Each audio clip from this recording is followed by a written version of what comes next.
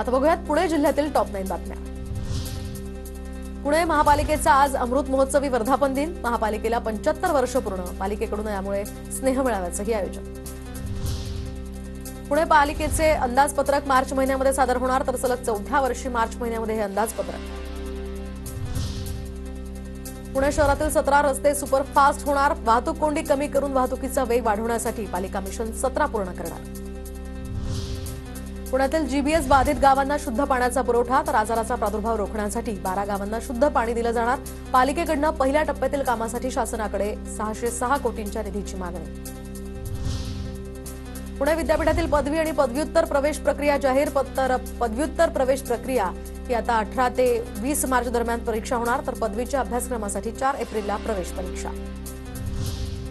पुण्यामध्ये लष्करात नोकरीच्या आमिषानं तरुणाची 5 लाखांची फसवणूक। बंड गार्डन पोलिसांकडून उत्तराखंडमधील एकाविरुद्ध गुन्हा दाखल। पोलिसांकडून या संदर्भात अधिकचा तपास सुरू। पुण्याच्या मुळशी तालुक्यातल्या ग्रामपंचायतींनी 5% निधी दिव्यांग संस्थांना वाटप करावा।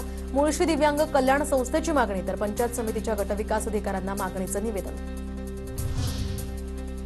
पुण्याच्या मुळशीमध्ये महाराष्ट्र केसरी पृथ्वीराज मोहोळची भव्य मिरवणूक। मुळशीमध्ये पृथ्वीराज मोहोळचं जंगी स्वागत, तर महाराष्ट्र केसरी किताब पटकावल्याबद्दल पृथ्वीराजचा नागरी सत्कार। पुण्याच्या लोणी काळभोर परिसरामध्ये गावठी पिस्तूल बाळगणारा आरोपीला अटक, तर आरोपीकडनं गावठी पिस्तुलासह जिवंत काडतूसही हस्तगत। पोलिसांकडनं या संदर्भात अधिकचा तपास सुरू।